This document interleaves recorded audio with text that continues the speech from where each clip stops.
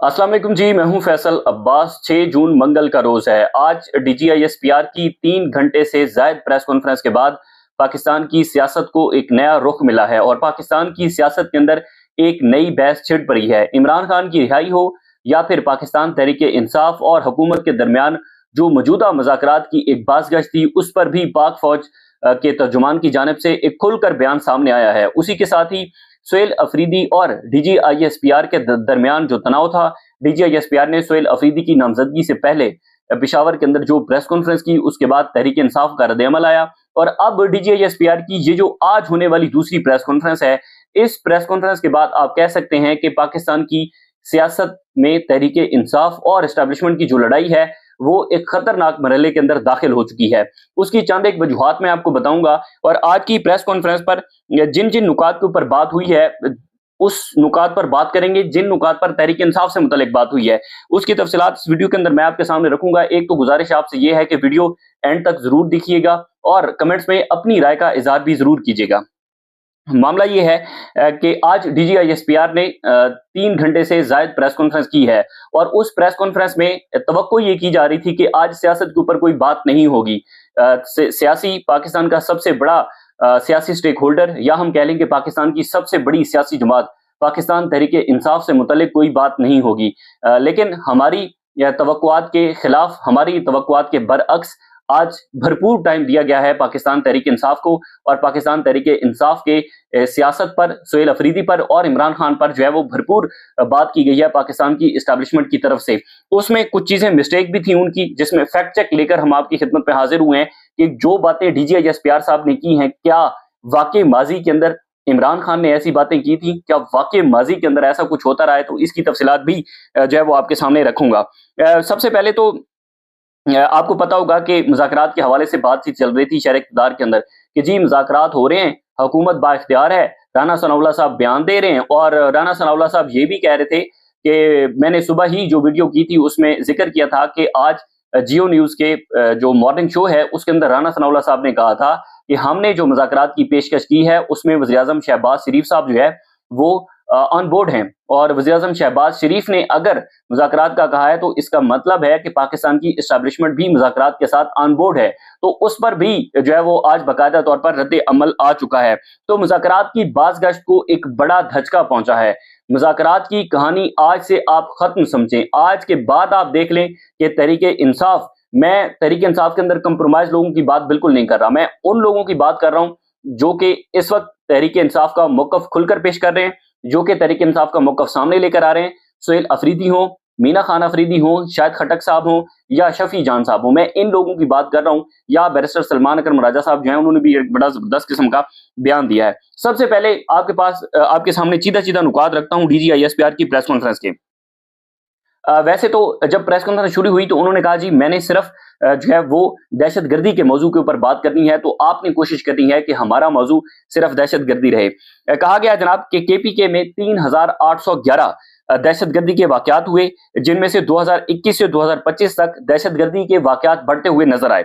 DGISPR ने कहा कि 2021 में 193 दहशतगर्दी जबकि 597 फौजी शहीद हुए थे। उसके बाद DGISPR साहब ने मजीद कहा कि ये बात जहन में डाल दी जाती है। सीधा पॉइंट्स आपके सामने रख रहा हूं। वैसे तो 3 घंटे और 10 मिनट की प्रेस कॉन्फ्रेंस थी, जो बातें PTI से मुताल्लिक की गई हैं। DGISPR ने कहा कि ये बात जहन में डाल दी जाती है कि ये फौज की जंग है, नहीं, ये पाकिस्तान की अवाम की जंग है। अगर हम और आप इसके सामने नहीं खड़े होंगे तो आपके घरों, बाजारों, स्कूलों और दफ्तरों में बम फटेंगे, आपको ये लोग मार देंगे। पाकिस्तान की अवाम ने यहाँ पर एक काउंटर इसको बात को किया जाता है कि पाकिस्तान की अवाम ने यह साबित कर दिया था कि जब पाकिस्तान की भारत के साथ पाकिस्तान की जो फौज है वो लड़ रही थी, तो उस वक्त पाकिस्तान की अवाम ने सोशल मीडिया के ऊपर भरपूर जवाब देकर यह साबित कर दिया था कि जंग के अंदर पाकिस्तान की जो अवाम है वो भी अपना किरदार समझती है। अच्छा, DGISPR ने कहा कि जनाब KP हुकूमत दहशतगर्दी के खिलाफ कहां खड़ी है। DGISPR ने सोहेल अफरीदी और इकबाल अफरीदी साहब के जो बयानात हैं आज बाकायदा तौर पर वीडियोस जो है वो उसमें चलाई हैं।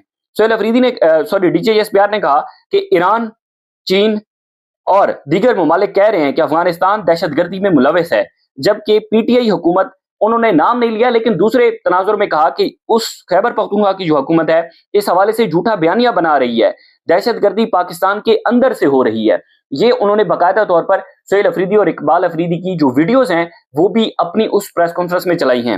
اس کے بعد D G I S P R نے کہا، انہوں نے عمران خان کے ٹویٹ اور اسد کیسر کا جو پارلیمنٹ کے فلور کے اوپر وہ کلپ تھا جس میں اسد کیسر نے کہا تھا کہ آپ خیبر پختونخوا کے اندر جو آپریشن کرنا چاہتے ہیں وہاں پر پاکستان کی خیبر پختونخوا کی کوئی بھی سیاسی جماعت، کوئی بھی سول سوسائٹی، کوئی بھی صحافی، کوئی بھی دیگر لوگ جو ہے وہ اس آپ سے اتفاق نہیں کرتے، وہ نہیں چاہتے کہ خیبر پختونخوا کے اندر ملٹری آپریشن ہو۔ ایک تو اسد کیسر کا وہ کلپ آج ویڈیو کے اندر چلایا گیا اور عمران خان کے ٹویٹ پر کہا گیا کہ یہ کہتے ہیں کہ فوج یہاں سے نکل جائے۔ آپ غور سے سنیں، فوج وفاقی حکومت کا ادارہ ہے، ہمیں پاکستان کی سلامتی کی حفاظت کا آئینی حکم ہے۔ D J S P R نے کہا کہ آپ اپنی سیاست کے لیے اپنے علاقوں کو دہشت گردوں کے حوالے کر دیں گے۔ D J S P R نے کہا کہ اے این پی کو کے پی میں غیر مقبول کیا گیا لیکن انہوں نے اور باقی سیاسی جماعتوں دہشت گردی کے خلاف کھڑی ہوئیں، اور کہا گیا کہ اور سینوں میں ان سیاسی جماعتوں نے گولیاں کھائیں لیکن پی ٹی آئی والے کہہ رہے ہیں ہم مرنے کو تیار نہیں، ہم ان کے ساتھ شامل ہوں گے۔ سوچنے کی بات ہے کبھی ان دہشت گردوں نے پی ٹی آئی پر حملہ کیوں نہیں کیا۔ یہ اتنا متنازع ترین آج کی پریس کانفرنس کا جملہ تھا جس کا تاثر سوشل میڈیا کے اوپر بہت ہی بھیانک خیز ایک رنگ جو ہے رخ اختیار کرتا جا رہا ہے، جس میں D G S P R نے کہا، دبے الفاظ میں کہا، دوسرے الفاظ میں کہا کہ جی جو دہشت گرد ہیں وہ ان لوگوں پر اٹیک کیوں نہیں کرتے۔ ان لوگوں کا مطلب کیا ہے؟ ان لوگوں کا مطلب خیبر پختونخوا کی حکومت ہے، خیبر پختونخوا حکومت کے ترجمان ہیں یا ان کے وزیر مشیر ہیں، یعنی کہ دوسرے الفاظ میں پی ٹی آئی ہے۔ اچھا، اس کے بعد کہا گیا کہ یہ کون سی پالیسی ہے کہ آپ کابل سے سیکیورٹی کی گارنٹی مانگ رہے ہیں۔ سہیل افریدی کے کلپس چلا کر پوچھا کہ اگر یہ دہشت گردی نہیں ہے تو کون لوگ دہشت گرد ہیں۔ سہیل افریدی کے باقاعدہ طور پر کلپ چلائے گئے۔ اس کے بعد سہیل افریدی کا جو کتوں کے اوپر دیا گیا بیان تھا اس پر بھی D J S P R نے رد عمل دیا۔ D J S P R نے کہا کہ سہیل افریدی کا بیان ہے کہ سیکیورٹی فورسز ہماری مساجد میں کتے باندھتے ہیں۔ اس پر انہوں نے کہا کہ یہ صاحب کیوں ایسی باتیں کرتے ہیں، جب کوئی دلیل نہیں ہوتی تو اس طرح کی مزیکا خیز باتیں کی جاتی ہیں۔ اس کے بعد D G S P R نے باقاعدہ طور پر آج وزیر اعلیٰ خیبر پختونخوا سہیل افریدی کو دہشت گردوں کا اندرونی سہولت کار قرار دیا ہے۔ انہوں نے کہا کہ ان کے پاس نہ کوئی منطق ہے نہ دوسرے تیسرے سوال کا جواب ہے۔ انہوں نے کہا کہ اگر آپریشن حل نہیں ہے تو کیا ہم دہشت گردوں کے پیروں میں بیٹھ جائیں؟ کیا خارجی امور والے محسود کو صوبے کا وزیر اعلیٰ لگا دینا ہے؟ یہ ایک سوال بھی تھا اور ایک اشارہ بھی تھا سہیل افریدی صاحب کی طرف۔ اس کے بعد D J S P R نے کہا کہ وہ یعنی کہ عمران خان با اختیار وزیر اعظم تھا، بعد میں کہتا ہے میرے پاس تو اختیار ہی نہیں تھا۔ وہ اتنا با اختیار وزیر اعظم تھا کہ اس نے آرمی چیف کو قوم کا باپ ڈکلیئر کر دیا۔ 1947 سے آج تک کسی وزیر اعظم کے پاس اتنا اختیار نہیں تھا کہ وہ آرمی چیف کو باپ ڈکلیئر کر دے۔ یہ D G S P R نے آج عمران خان صاحب سے متعلق بات کی ہے، لیکن جو ہم نے فیکٹ چیک کے تھرو دیکھا ہے یا ہم نے جو ہے وہ کچھ چیزیں دیکھی ہیں اس میں یہ تاثر بالکل غلط ہے۔ عمران خان نے کبھی بھی آرمی چیف کو جو ہے وہ قوم کا باپ ڈکلیئر نہیں کیا۔ ہاں، عمران خان کے جو ساتھی تھے، عمران خان کے وزیر تھے اپنا شہریار افریدی صاحب، انہوں نے وسیم بدامی صاحب کے پروگرام کے اندر یہ سٹیٹمنٹ دی تھی کہ آرمی چیف جو ہے وہ قوم کا باپ ہوتا ہے۔ ظاہر ہے پی ٹی آئی اس وقت جس طرح سے اتنا انحصار کر رہی تھی اسٹیبلشمنٹ کے اوپر، یا یہ جو شہریار افریدی صاحب ہیں وہ اتنا انحصار کر رہے تھے پاکستان کی انٹیلیجنس ایجنسیز پر، آرمی چیف کو قوم کا باپ ڈکلیئر کر رہے تھے، تو اس وقت انہوں نے کہا تھا، عمران خان نے کبھی یہ نہیں کہا کہ آرمی چیف جو ہے وہ قوم کا باپ ہوتا ہے یا قوم کا باپ آرمی چیف نے عمران خان نے آرمی چیف کو ڈکلیئر کیا تھا۔ اور D J S P R صاحب نے کہا کہ 1947 سے لے کر اب تک جو ہے وہ کسی وزیر اعظم نے نہیں کیا، تو وزیر اعظم تو عمران خان ہی تھے۔ عمران خان نے تو کبھی نہیں کہا کہ جو ہے وہ آرمی چیف قوم کا باپ ہوتا ہے۔ اس کے بعد D J S P R نے مزید کہا جناب کہ اپنا ایمان مزاری کی ویڈیو چلائی گئی وہاں پر، انہوں نے کہا کہ یہ خود کو ہیومن رائٹس ایکٹیوسٹ کہتی ہیں۔ ایک پروفیسر عثمان قاضی کی دہشت گردی پر سوشل میڈیا پر بیانیہ بنایا، ان سب کی ڈوریاں باہر سے چل رہی ہیں۔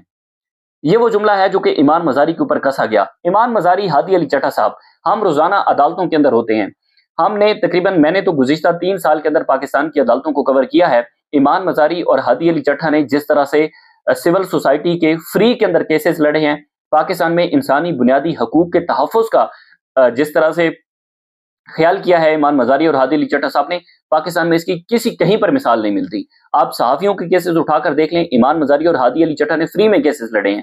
آپ جو ہے وہ یہ جو اتنا ایک حساس ترین مقدمہ تھا، پاکستان کی تاریخ کا حساس ترین مقدمہ تھا جو بلاسفیمی گینگ سے متعلق تھا، وہ ایمان مزاری نے ڈنکی کی چوٹ کے اوپر وہ کیس لڑا۔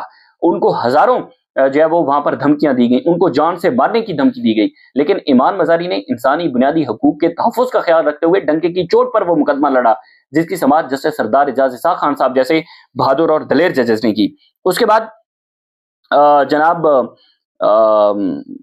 یہ جو اپنا D G I S P R صاحب ہیں، انہوں نے مزید بات کی۔ انہوں نے کہا جناب کہ یہ تاثر دیا جاتا ہے، یہ تاثر دیا گیا کہ خیبر پختونخوا کے اندر صرف پاکستان تحریک انصاف ہے جو کہ ملٹری آپریشن کے خلاف ہے، لیکن یہاں پر ہمیں یہ پتہ چلتا ہے کہ جب D G I S P R صاحب یہ بات کر رہے ہیں تو 12 نومبر 2025 کو خیبر پختونخوا کی صوبائی حکومت نے ایک امن جرگہ منعقد کیا تھا۔ اس امن جرگے میں پاکستان پیپلز پارٹی، پاکستان مسلم لیگ نون، پاکستان تحریک انصاف، اے این پی ہو، اس کے بعد پشتون تحفظ موومنٹ ہو، سول سوسائٹی ہو، خیبر پختونخوا کی وکیل ہوں، خیبر پختونخوا کی تاجر برادری ہو، خیبر پختونخوا کے جو ہے وہ مشران ہوں، ان تمام ایک ہی فورم کے اوپر اکٹھے ہوئے، اور اس ایک فورم پر اکٹھے ہوتے ہوئے انہوں نے اپنا جو وہاں پر 15 نکاتی ایجنڈا دیا تھا، اس کے اندر ایک ورڈ جو ہے، ایک جملہ جو ہے، ایک ایجنڈا یہ بھی واضح تھا کہ پاکستان میں خیبر پختونخوا کے اندر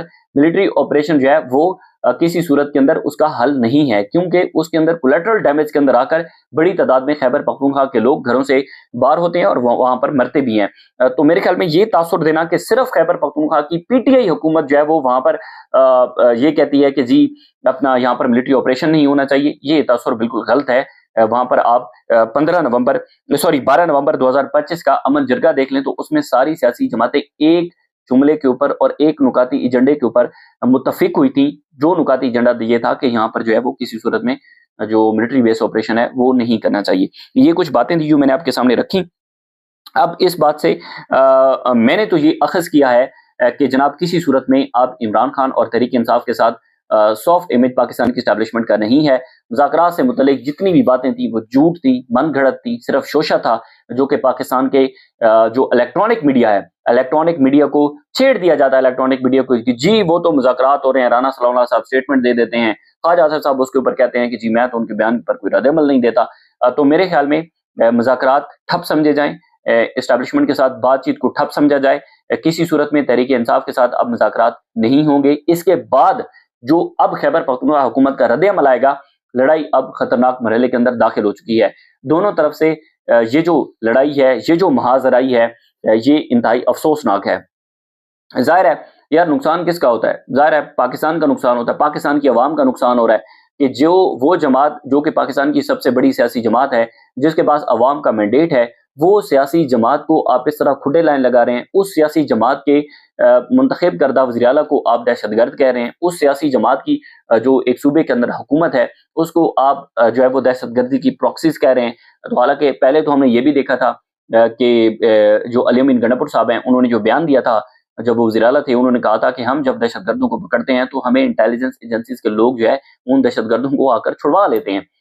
تو گڈ طالبان بیڈ طالبان کا بھی ہم نے قصہ سنا، ہم نہیں دیکھا کسی کبھی طالبان گڈ ہو جاتے ہیں، اب طالبان بیڈ ہو چکے ہیں۔ تو یہ ساری جو انٹرنیشنل ایفیکٹس ہیں، انٹرنیشنل میٹرز ہیں، وہ بھی بڑے اس کے اندر میٹر کرتے ہیں۔ بہرحال صورتحال انتہائی افسوسناک ہے۔ تحریک انصاف کے ساتھ کوئی سافٹ امیج نہیں ہے، لیکن تحریک انصاف جو جنگ لڑ رہی ہے، سہیل افریدی صاحب جو اسٹریٹ موومنٹ چلا رہے ہیں، اس پر ان کو تعریف کرنی چاہیے ان کی۔ اور دوسری بات یہ ہے کہ کچھ ہمارے صحافی جو کہ اس بات کی بار بار بات پھیلا رہے تھے کہ جی سہیل افریدی صاحب کے اسٹیبلشمنٹ کے ساتھ بات چیت ہو چکی ہے، سہیل افریدی صاحب جو ہے وہ اب عمران خان سے اڈیالہ جیل ملنے نہیں جاتے کیونکہ اسٹیبلشمنٹ نے ان کو منع کیا ہے، ان کی ملاقاتیں ہوئی ہیں۔